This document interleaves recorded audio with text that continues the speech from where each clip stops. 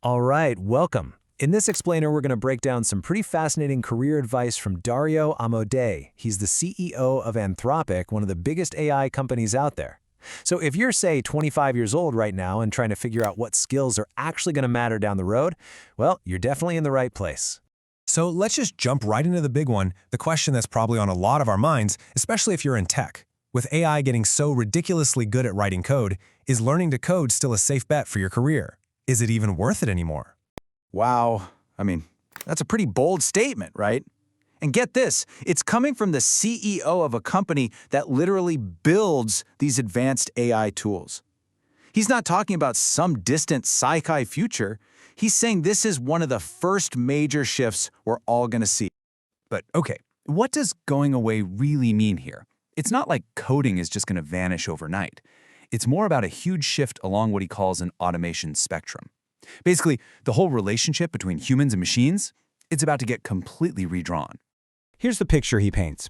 A future where your job isn't to do everything from scratch. Nope. Instead, you provide that crucial 5% of human input. The vision, the strategy, the creative spark. And AI, it handles the other 95%, all the heavy lifting. And the result of this 95-5 split is just staggering. We're not talking about a tiny little improvement here. We're talking about a potential 20-fold increase in productivity. That 5% of human guidance becomes incredibly powerful, insanely leveraged. This all boils down to a classic idea from economics, comparative advantage. And here's the key thing to get. Even if an AI is technically better than you at everything, your small, focused contribution gets so amplified by the machine that it creates enormous value. That 5%, that's where your real advantage is. Okay, but this brings up a pretty big worry, right? If AI is doing all the hard stuff we used to do, are our own skills just going to, fade away? Are we going to get dumber? It's a totally fair question. Think about it. Calculators definitely made most of us worse at doing math in our heads. So as we start handing over more and more of our thinking to AI, what crucial intellectual muscle are we putting at risk? Well, according to Amodei, this diskilling thing, it isn't a guarantee, it's a choice.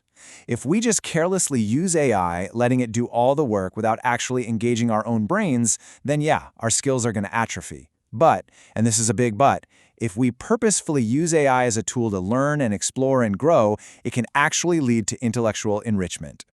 So the big takeaway here is that learning itself doesn't become pointless, not at all. Just because an AI can do something better doesn't mean you shouldn't learn how to do it. It just means that learning becomes a very deliberate, conscious choice you make for your own personal growth. So, let's get practical. How do you turn all of this into a real strategy for your career? If the old technical skills are being automated away, where should you focus your energy to build, a moat around your career in this new AI economy? There's this old concept from computer science called Amdahl's law, and it's perfect for this. It basically says that when you make one part of a system insanely fast, the slowest parts that are left become the new bottlenecks. So as AI speeds up all the technical work, the human parts, the physical parts of any process, they suddenly become the most valuable things in the entire system. So where are these new bottlenecks, these new opportunities? Amodei points to three main areas.